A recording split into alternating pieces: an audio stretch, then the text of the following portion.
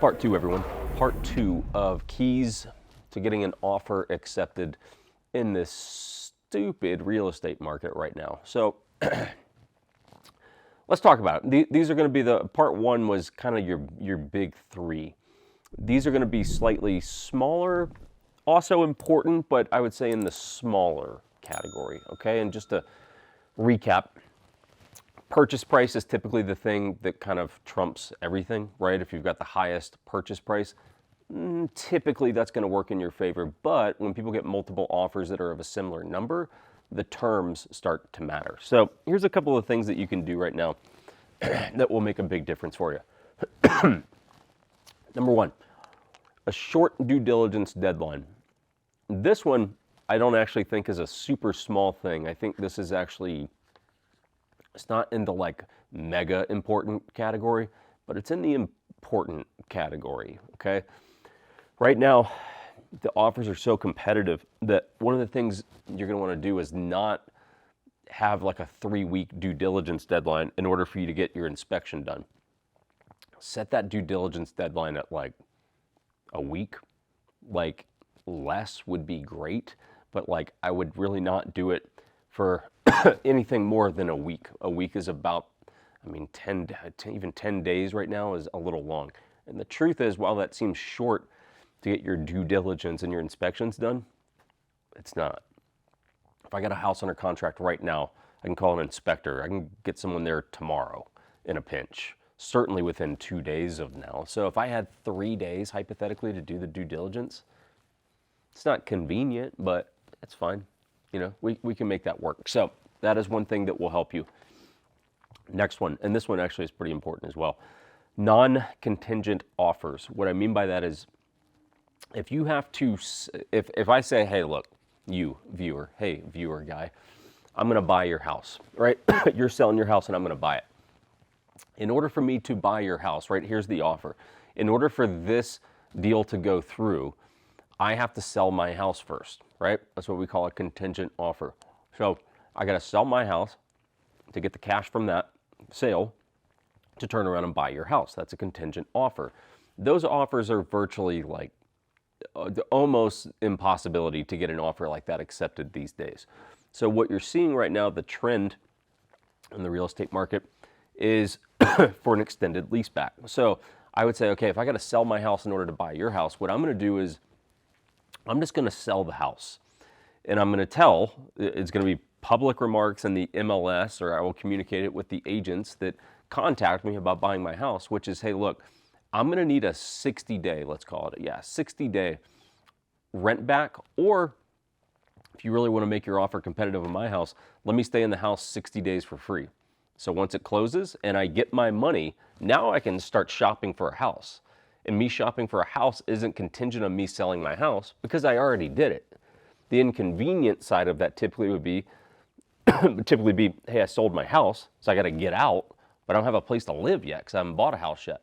But because the market's so competitive, people just say, hey, look, I'm going to sell my house, but because you're desperate to buy my house, you're going to let me stay here for 60 days and you're not going to charge me anything for it while I go find a new place to live.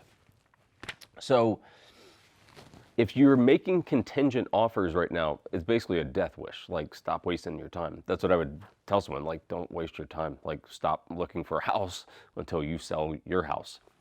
It's just the nature of the game, right? I don't like the game right now, but I understand the rules of the game.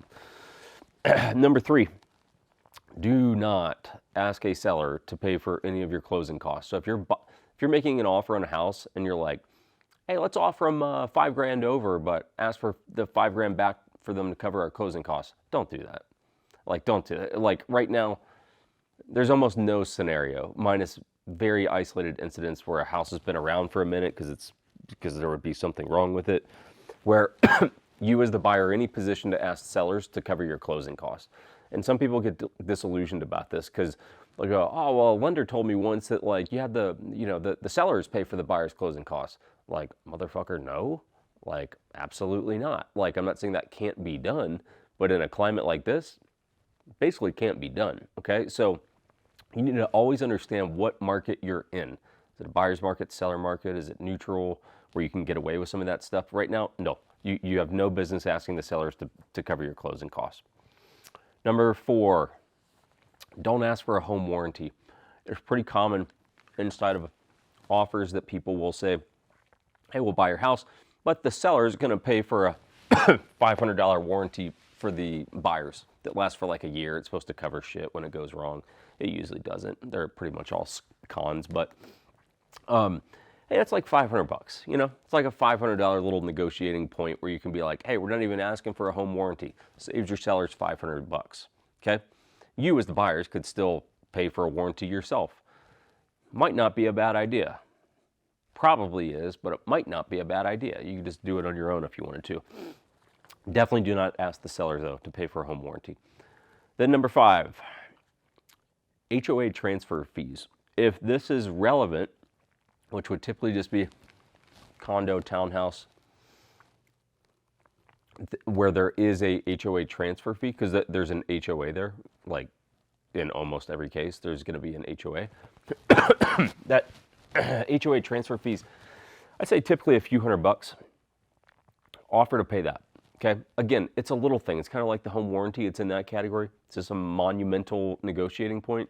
Not really, but it's a small thing to be able to go, hey, look, the buyer will cover our own HOA transfer fee. So your seller's $299 or whatever it was going to cost, right? So some of these are little, some of these are small. HOA, home warranty, those are relatively small points, but they still matter. Not paying closing costs, short due diligence, non-contingent offers, those are important things. So keep these things in mind, guys.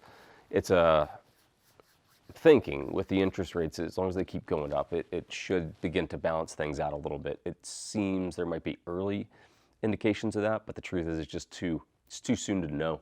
You know, it's like things have been going up in terms of the rates for such a short amount of time. It's like we don't have enough time to know exactly what's going to happen. But as the market has been, these points that I'm bringing to you are pretty key. Like if you want to actually stand a shot, and above all else, have cash. I'm not saying it needs to be a cash offer, but you need to have cash to pay your own closing costs and to probably go above the purchase price and be willing to back it up and cover it with cash if it doesn't appraise for that. So that's my 2 cents, guys. I'm done. I'm tapping out on these videos. Cough drops, recommend them, get them. A little under the weather for those of you who didn't see part 1, but I appreciate you watching anyway, because I know it's not fun to listen to ill people, which is me. So you guys take care. If you need real estate help, let us know. Subscribe to the channel, like leave a comment here and there. It doesn't take much time and it helps out the algorithms. So yeah. Later.